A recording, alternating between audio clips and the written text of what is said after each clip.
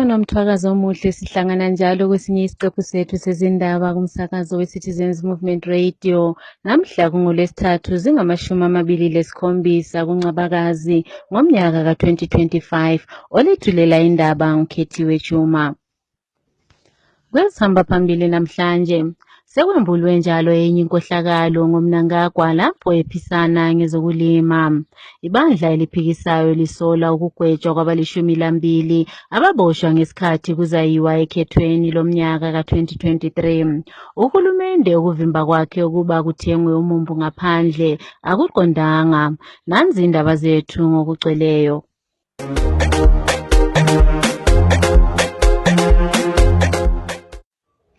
Sokungaba ngenye inkohlakalo eyenziwa ngumongameli webandla leZanu PF lo obusa ngodlakela okugoqela imali engange-2 billion edoleni leMelika ekuphisaneni ngemtshina yokulima. Lokhu kuzakwenza abalimi baphiwe imali yesikwelede eyizi-6,000 ukuze bathole lokhu. Abachothozayo bathi impahla le ibiza imali engange-2,500 okuchiya umkhandlo ongangama-305,000 nxa kuqathaniswa ngendlela uhulumende asebenza ngayo.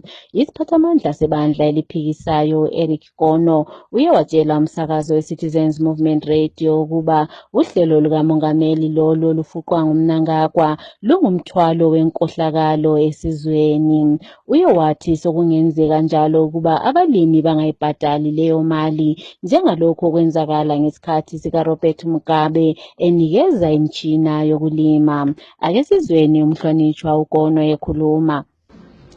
Siyabona sifuna ukunikana njalo imali besebenzisa i-ofisi kamongameli ama-A1 farmers kuthiwa bazaphiwa ama-loan wama-$6,000 abazathenga ngawo ama-irrigation kits. Kodwa-ke sikwaziyo ukuthi imali ekhulunywa lapha le cost yama-kits lawa akhulunywayo akuhambelani, ba-overpricile.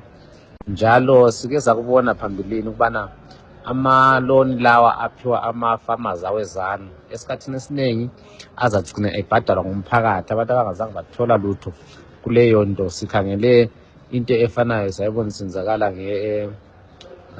Command Agriculture, sayibona njalo isenzakala nge-farm mechanization, okwagcina khona kubekwa umthetho ukuthi imali leyo ibanjelwe kuye wonke umuntu labangazange babhenefita kulelo hlelo. So kuyasikhathaza kakhulu ukuthi i-government why ingafundi, why ifuna ukuncindezela umphakathi ongela lutho begcina bebhadala izimali ababe bezidle bona labangane babo. Usomlomo webandla eliphikisayo uPromise Mkhwananzi sethule inkulumo yesola ukugwetshwa kwabali-12 abangamalunga ebandla eliphikisayo izolo ababoshwa ngemva kokuba behambe ukuyakhankasa eMachipisa Shopping Center eHighfields eHarare lapho kwakulungiselelwa ukhetho lomnyaka ka-2023. Abali-12 laba bagoqela omunye wabo likhansila laseHarare uZodiac Duri batholakale belecala lokwephula umthetho weMopa kanti njalo baza kugwetshwa kusasa. UMkhwananzi uthi ukugwetshwa kwabo kungokunye ukusobala ukuba bahlukunyezwa ngezomthetho ngesizathu sokuba ngamalunga ebandla eliphikisayo. Ake sizweni uMkhwananzi ekhuluma. Yebo, siyasola kakhulu ukubotshwa kwalaba-ke ababotshwa ngo-August 2023 ezothiwa bagwetshiwe bazagwetshwa kwela kusasa, begwetshelwa-ke icala lokukhankasa ngesikhathi sokukhankasa sisiya kukhetho luka-2023, okuyinto embi kakhulu etshengisa njalo ukuthi uMnangagwa labanye bakhe abafuni ukuthi eZimbabwe kube lokhetho olumgceke lokunika amanye amabandla aphikisayo ithuba lokukhampena okukhululekileyo bengancindezelwanga bengethuselwa. Sithi-ke uMantshi kufuze ayekele laba bantu ngoba babe phakathi kokukhankasa ngesikhathi sokukhankasa esivunyelweyo-ke lusiko lethu lwe-constitution yelizwe. Njalo sithanda ukukhuthaza uhulumende ukuthi indaba zama-electoral reforms kumele ziqakathekiswe ngoba iZimbabwe kufuze ibe lokhetho olumgceke oluzaphumisa-ke umkhokheli ongasoze-ke aquestionwe ngabantu beZimbabwe ukuthi kambe nguye umkhokheli esimfunayo esimkhethileyo yini kumbe ungene ngobuqilibezelo. Ukuvika ephelile uhulumende umemezele ukuba uza kuvala ukuba kuthengwe umumbu ngaphandle kwelizwe. Lokhu wathe kuyikuvikela abalimi belizweni ngenxa yokuba bathole isivuno esihle. Kusenjalo izakhamizi ezashaywa isomiso ikakhulu entshonalanga yelizwe endaweni ezifana leMwenezi bathi basabhekane lokuswelakala kokudla ngenxa yokuthi kabatholanga inala. Isiphathamandla sebandla eliphikisayo kweleMwenezi eMasvingo uTinei Maphepha uthe ukuvalwa kokuthengwa komumbu ngaphandle akuqondanga kanti njalo kuza kuphazamisa labo abashaywa yisomiso. Kusenjalo imbiko evelayo endaweni ezishiyeneyo zelizwe iveza ukuba izinduna labosebhuku baphoqelela izakhamizi ukuba zilethe isaka le-10 kg kusiya ku-50 kg yomumbu njengokubhadalela inhlanyelo kanye le-fertilizer abayiphiwa ngaphansi kohlelo lukamongameli. Umsakazo we-Citizens Movement Radio uthole ukukhala ezakhamizini ezikhathazekile ezivela eBikita East, eBuera, eMutsi, eMakhonde, eGokhwe kanye lakwezinye indawo. Izakhamizi zithi ziyahlupheka okwamanje ngoba bashaywa isomiso se-El Nino esabashiya bengelakudla kanti njalo baphila nzima ukuze bathole ukudla. Khonokho okuncane abakutholileyo sokumele kudluliselwe njalo ezinduneni. Umhlambi wezimota zamabutho ubonakale emgwaqweni waseHarare emalangeni adlulileyo lapho kubikwa imota lezi zathengwa eChina ngemali engaphezu kwe-28 million edoleni leMelika. Usaziwayo kwezokuthengiselana uMnyaradzi Masiyiwa uthi bakhathazekile kakhulu ngesiqumo sikahulumende sokuyathenga imota zebutho kulokuthi baqakathekise ugatsha lwezemfundo lezempilakahle ngenxa yokuba ilizwe lethu kalikho empini. Uye wathi uhulumende kumele aqakathekise ukufaka imali kugatsha lwezempilakahle lezemfundo. Ake sizweni uMasiyiwa ekhuluma. We are shocked and worried to receive reports that Zimbabwe has acquired a convoy of tankers from China at the tune of $28 million. When you look at the state of education, it mirrors a broke government. When you look at the state of our health system, it mirrors a broke government.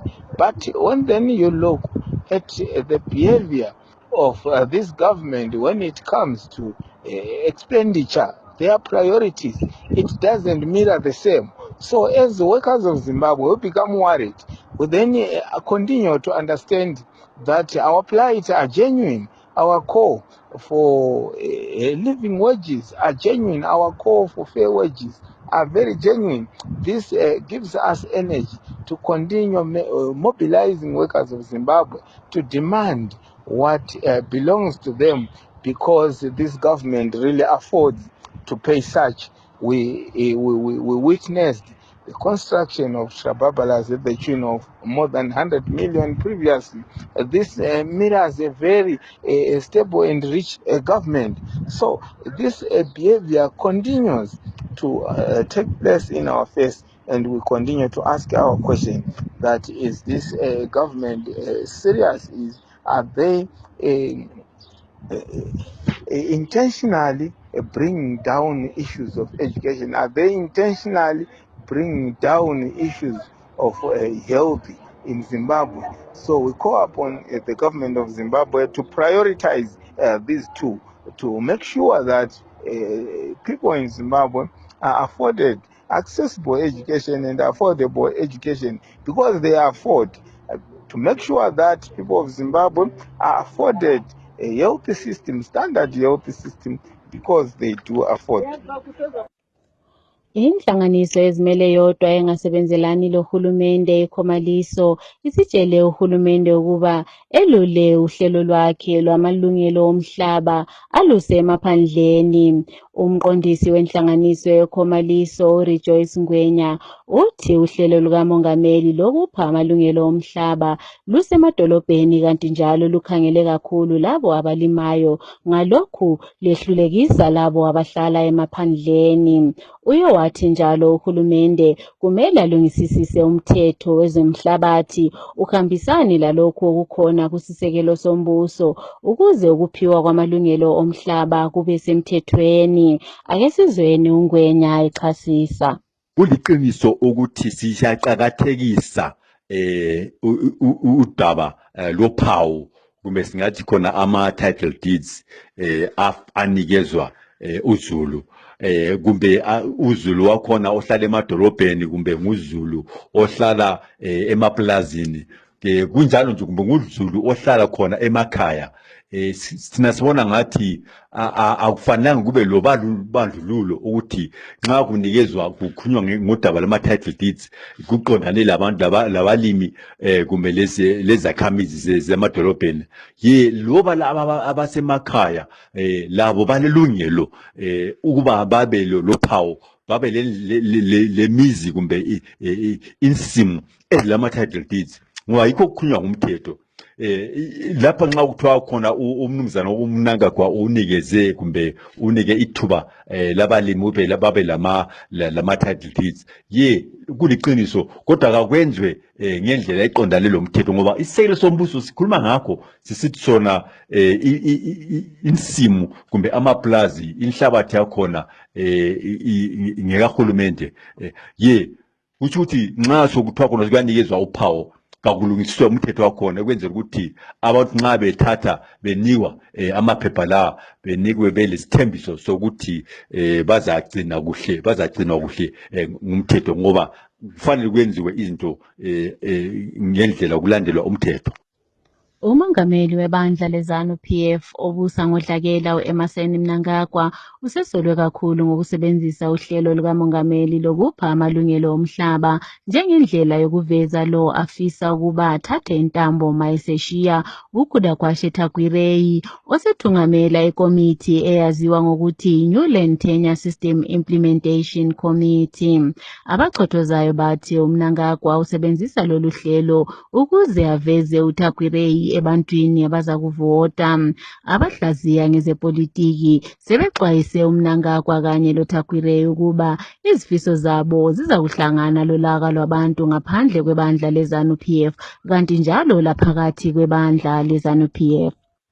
Kusenjalo ingxabano phakathi kwebandla lezanu PF iqhubekela phambili ngemva kokuba umnumzana uMnangagwa ebize umhlangano wePolitburo namhlanje kungekho umsekeli wakhe uConstantino Chiwenga oseNdiya ehambe ngomsebenzi. Abahlaziya ngezepolitiki bathi kungabi khona kukaChiwenga kulo umhlangano kuhloswe ukuba umhlangano lo ufuqe ukuba uTakwirei avumakale njengelunga leCentral Committee kanti njalo lokuba bavumelane ukungezelela isikhathi sikaMnangagwa sokubusa ukuba abuse kuze kwedlule umnyaka ka-2030.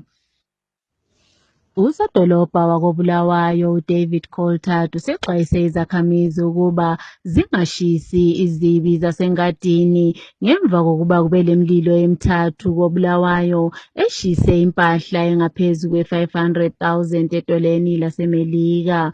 Usodolobha uColtart uye waxwayisa izakhamizi ukuba kulicala ukushisa izibi endaweni ehlala abantu. Uye wancoma kakhulu umsebenzi oyenziwe yilabo abacisha umlilo koBulawayo ngoba besebenze ngokuphuthuma kucatshangelwa ukuba babelelanga elinzima. Akubikwanga muntu olimeleyo noma obhubhileyo kodwa izakhamizi zilahlekelwe impahla eningi kakhulu.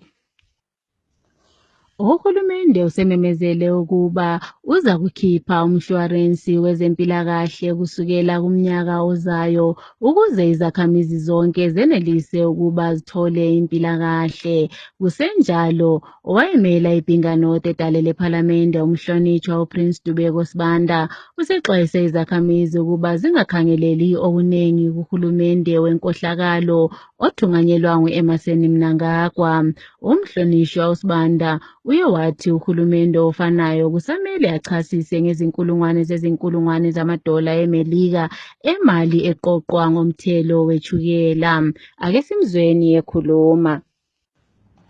Sakhozi i-National Health Insurance Scheme yischeme esiyabe silungiswe iprogram yabe ilungiswe nguhulumende ile njongo yokubana inikeze amaZimbabweni wonke kungelani ukuthi bayathola kumbe bayaswela ukuthi bethole ukwelatshwa njalo lama services akwelatshwa ngaphakathina kwelizwe kuzimali eziyabe zikhitshwa nguzulu kanye lalabo abangabaqatshi. Ngenxa yezizathu ezilandelayo angiboni ukuthi leso sithembiso esivela kuZANU-PF singayenzakala ngaphakathina kwesikhatshana esifitshane lesesilandelayo. Okwakuqala lohulumende uyaziwa ukuthi akadlali angabona imali bayadla njengentando yabo especially beyifaka entweni zabo kulokuthi isebenziswe lapho kufuze isebenze khona. Siyakwazi ukuthi iminyaka emihlanu kumbe enjalo edlulileyo kwafakwa i-tax okuthiwa khona eyaziwa kakhulu ngokuthiwa i-sugar tax leyo eyayijonge ukuthi ilungisese ukwelatshwa kwemkhuhlane leyi okuthiwa ngama non-communicable diseases.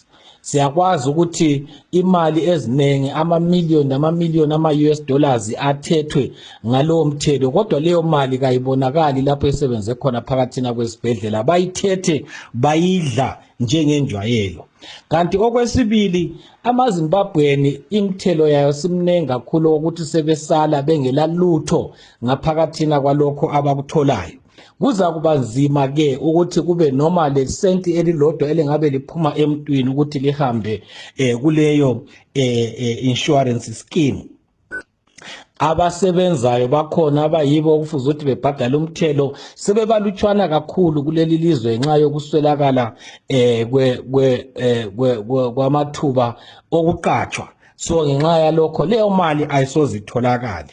Bese kusithi ke khona vele ngokwakho even abaqatshayo bakhona akabakho njengoba ama-companies amaningi engayenzi kuhle ngaphakathina komkhonomi wethu. So ngenxa yalokho ke ngiyaxwayisa uZulu ukuthi kabakuthathe kube ngamanga avele ehlala ekhulunywa yiZANU-PF hatshi ukuthi bekhangelele ukuthi ngomnyaka ozayo bazathola ukwelatshwa mahara kumbe bazathola ukwelatshwa ezibhedlela eziyabe sezithuthukile ngenxa yalowo mthelo omutsha ofuna ukufakwa.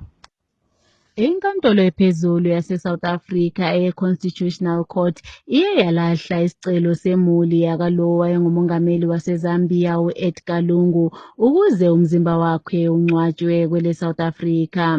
Inkantolo ithi lesi sicelo esilethwe kunkantolo le asiqondanga kanti njalo akumelanga silalelwe kuyo inkantolo leyo.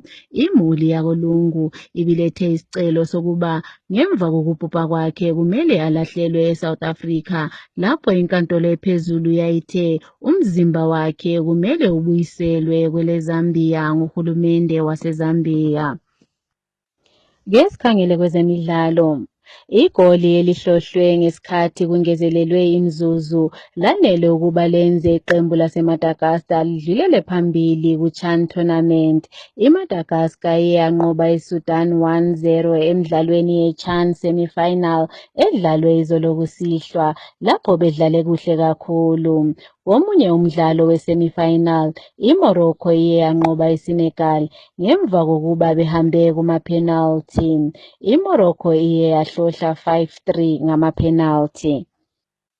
Emidlalweni yeCarabao kuhlandla lesibili edlalwe izolo kusihlwa, iLeeds United yakhishwa iSheffield Wednesday ngemva kokuba benqotshwe 3-0 ngama-penalty lapho umdlalo ubuphele ungutshikilobhanqa 1-1. Kweminye imiphumela njalo edlaliweyo, iBrentford yanqoba iBournemouth 2-0, kwathi iWolves layo yakhishwa ngabalingani babo abadlala bonke iWest Ham 3-2. iSunderland yona iye yanqoba iHuddersfield 6-5 ngama-penalty ngemva kokuba umdlalo uphele ungutshikilobhanqa 1-1. iSouthampton yona iye yakhwela yazehlela kuNorwich 3-0.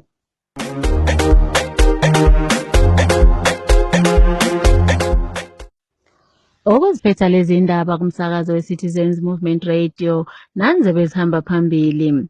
Sekwembulwe enye inkohlakalo njalo efuqwa ngumnangagwa ngezokulima. Ibandla eliphikisayo lisola ukugwetshwa kwabali12 ababoshwa ngesikhathi kuzayiwa kukhetho lomnyaka ka-2023.